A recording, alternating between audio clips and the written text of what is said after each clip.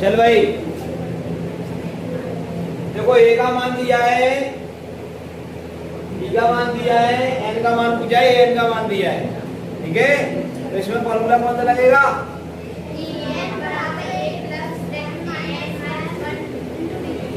ठीक है, याद है सबको फॉर्मूला ये वाला अति इंपोर्टेंट फॉर्मूला है ये। आपका फॉर्मूला ओटी में भी पूछा जाता है।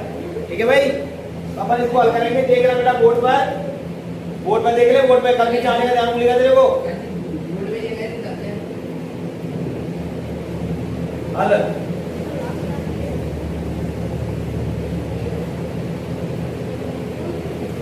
जो हमें दिया है वो हम लिख लेंगे पहले बेटा। क्या क्या दिया है सर? ए बराबर दिया है माइनस का 18.9, डी बराबर दिया है 2.5 और ए एन बराबर दिया है कितना? 3.6। ठीक है भाई, और हमको ज्ञात करना है बेटा क्या? एन हमको निकालना है। ठीक है भाई, चलो भैया प्रश्न नंबर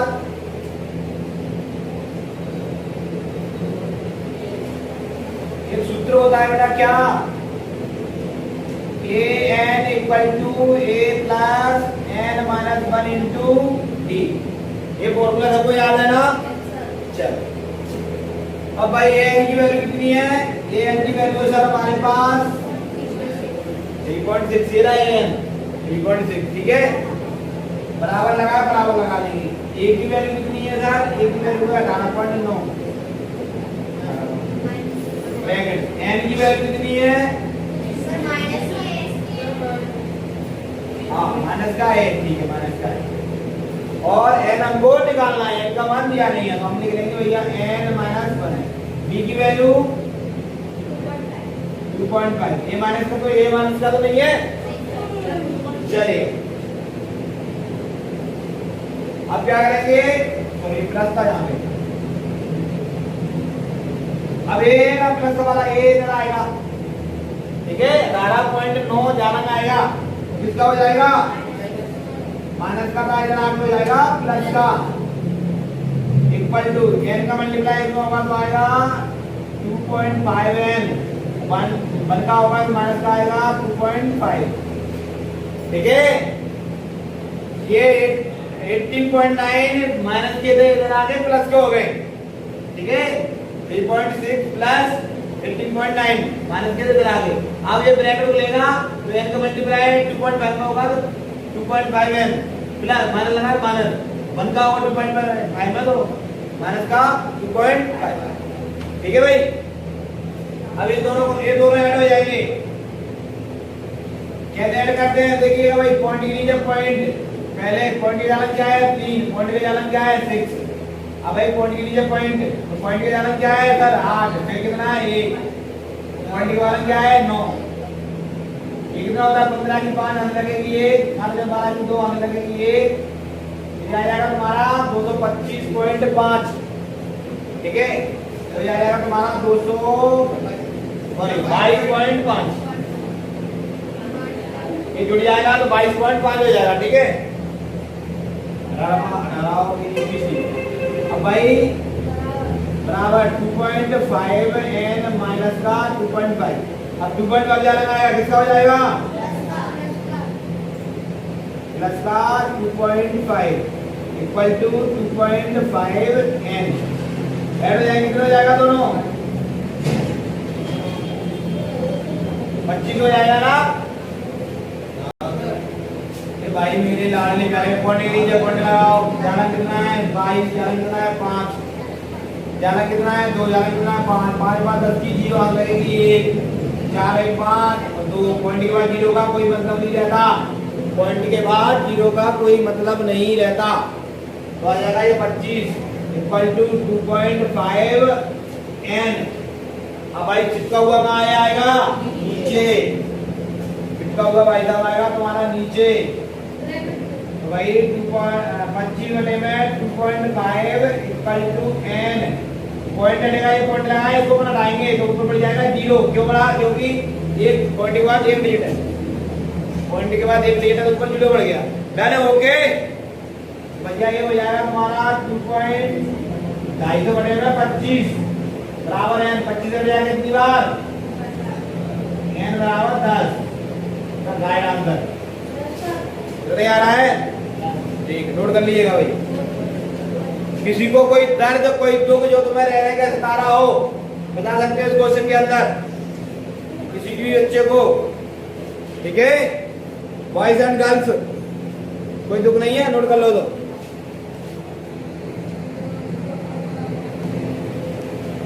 भाई चैप्टर 5 के एग्जांपल का क्वेश्चन है कि 2, 7, 12 का 10वां पद ज्ञात करना है। कैसे करेंगे? 10वां पद कैसे निकालेंगे? हल मैं दिया है वो लिखेंगे आप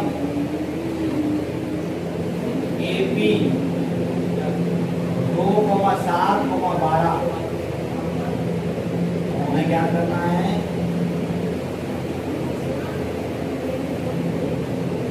AP का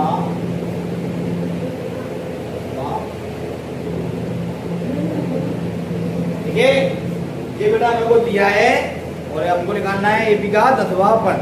चलो प्रश्नानुसार 10वां पद निकालने के लिए आपके पास A होना चाहिए और D होना चाहिए। क्यों? क्योंकि मैंने बताया था कि अगर आप 10वां पद निकालें तो A प्लस 9D, 12वां निकालें तो A प्लस 11D, 10वां निकालेंगे तो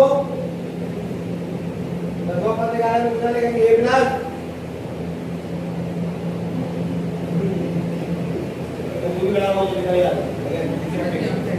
नहीं नहीं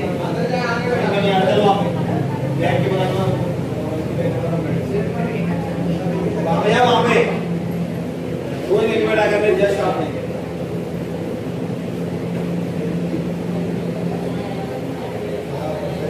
ठीक है भाई। किसी का भी पद निकालना है तो एक कम करके चलते, जैसे मान के चलो अपन ने 12वां पद निकाला A प्लस 11D, अपन ने 99वां पद निकाला तो A प्लस 98D, ठीक है।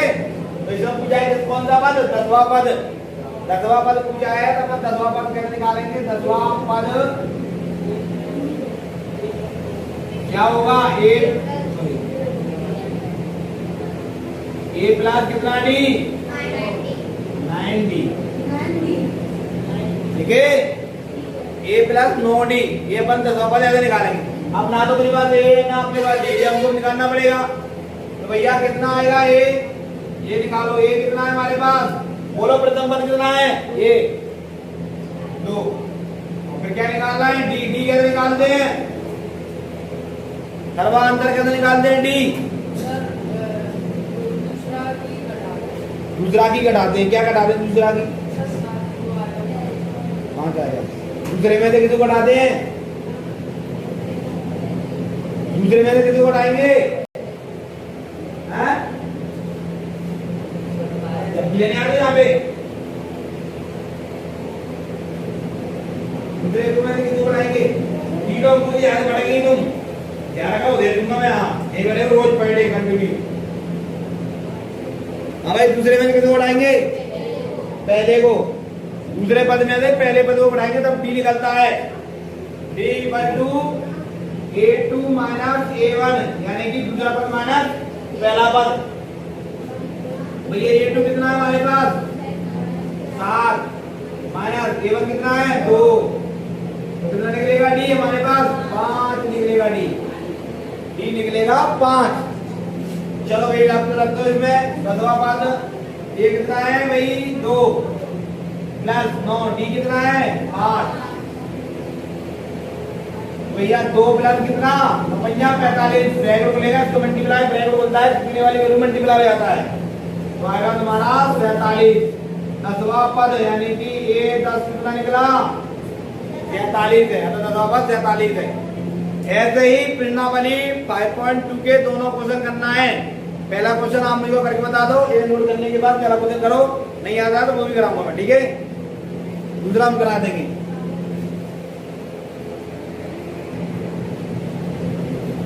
पांच चैप्टर का नेक्स्ट क्वेश्चन है भैया AP -3 -1/2 2 11वां पद ज्ञात करना है। 11वां पद ज्ञात करने के लिए क्या करेंगे? ए प्लस कितना डी 10d, ए प्लस 10d से निकलेगा अपन ना 11वां पद। हल करेंगे इसको।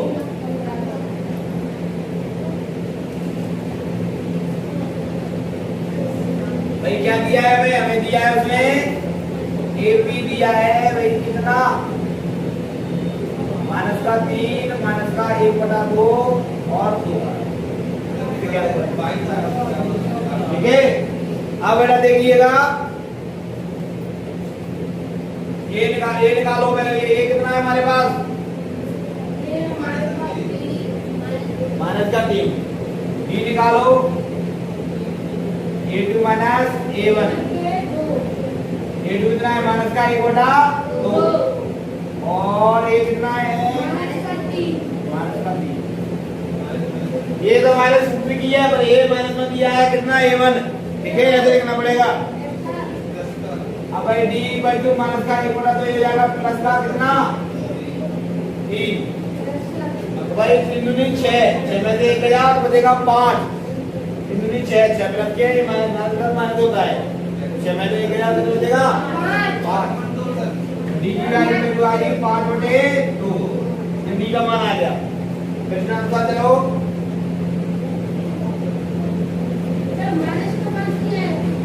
नहीं, अभी मान जो प्लस का बड़ा है 6 बड़े 1 से ये आएगा प्लस का बड़ा। जो होता है क्या बेटा an plus an equal to a plus n minus 1 into d. ये होता है फॉर्मूला, याद करना है, इसको जानते हैं जबकि मेरा राजो भी रखते। अब भाई an हमको निकालना है, यार इसको दीवार को भाई कौन सा पद निकालना है 11वां पद। बच्चे शॉर्ट हो गए हैं, 11वां पद निकालेंगे क्या a प्लस 10d। ठीक है भाई, a की वैल्यू कितनी है प्लस d की 5/2। 2 से कट जाएगा कितनी बार 5 बार। आएगा -3 प्लस 5 गुणा 5। भैया 11वां पद यानी कि -3 और 5 का कितना हो जाएगा 25। 25 में 3 जाएगा कितना हो जाएगा 11वां पद 22 है। ठीक है, सिंपल क्वेश्चन था भाई। 3 दिन की छुट्टी है 27, 28, 29। जिसको प्रेजेंट होना है सुबह 8 बजे। इस दिन का होमवर्क है चैप्टर 1 सेकंड एंड 4 सबका रिवीजन करना। पिछले दिन कॉपी लेना, एक क्वेश्चन डिफाइन करना, एक क्वेश्चन लिखना, नहीं आए वो भी लिखना, उसमें ऐसे पूरा लगा देना। ठीक है, पर करना सारे क्वेश्चन। Okay done. ठीक है भाई, चलिए ये मैथ का हो गया कंप्लीट। गहन जीविका कृषि किसे कहते हैं, सामाजिक विज्ञान चैप्टर 4 का क्वेश्चन है। गहन जीविका कृषि किसे कहा जाता है। तो भैया वह कृषि जिसकी पैदावार अधिक हो, वह कृषि जिसका उत्पादन अधिक हो, और इस उत्पादन अधिक होने का कारण है अधिक जैव रासायनिक उर्वरक डालना और अधिक सिंचाई करना। दूसरा पॉइंट है भैया कि यह कृषि उन क्षेत्रों में की जाती है जहां पर जनसंख्या घनत्व तो अधिक हो। गहन जीविका कृषि किसे, इसकी दो विशेषता लिखें। तो इसकी विशेषता निम्नलिखित है। तो गहन जीविका कृषि वह कृषि होती है जिसकी पैदावार अधिक होती है, अधिक पैदावार के लिए अधिक खाद डाला जाता है, अधिक सिंचाई की जाती है। ठीक है। दूसरा, यह कृषि उन क्षेत्रों में की जाती है जहां पर जनसंख्या घनत्व तो अधिक हो। ओके डन, गहन जीविका कृषि का। अगला क्वेश्चन है वाणिज्यिक कृषि किसे कहा जाता है। तो भैया वाणिज्यिक कृषि वह कृषि को कहा जाता है, वाणिज्यिक कृषि उस कृषि को कहा जाता है जिसमें किसान फसल उगाता है सीधे बाजार में बेचने के लिए। ठीक है, जिसमें सीधा बाजार में बेचने के लिए फसल उगाता है उसे वाणिज्यिक कृषि कहते हैं। इसकी विशेषता निम्नलिखित है। पहली विशेषता है इस कृषि में उत्पादन सबसे अधिक होता है। इस कृषि में उत्पादन सबसे अधिक होता है। दूसरा है इस कृषि के अंतर्गत आता है गन्ना, चाय, कॉफी और धान की फसलें। ये फसलें हैं जिसका उत्पादन अत्यधिक होता है। ओके डन, ठीक है। चले भैया देखिएगा 3 दिन का होमवर्क मैथ में chapter first, second, third, fourth का पूरा रिवीजन करना है। एक एक क्वेश्चन अलग नोटबुक में, ठीक है। और फिर इंग्लिश में 20 क्वेश्चन करके लेकर लर्न एंड राइट, ठीक है। और प्लस ऐसे एंड एप्लीकेशन इनका भी रिवीजन करना है। और भाई साइंस में क्या है, chapter first, second, third, fourth के ओरल टेस्ट होगा, इनका पूरा रिवीजन करके कौन सा भी क्वेश्चन पूछ सकता हूं मैं उठाकर बीच में से, ठीक है भाई। साइंस में ये आपका होमवर्क रहा 3 दिन का, 27, 28, 29, 30 को पढ़ने आना है, ठीक है। वैसे भी एक संडे का, एक संडे तो वैसे भी आ गया, बचा के 2 दिन की छुट्टी होगी, ठीक है भाई।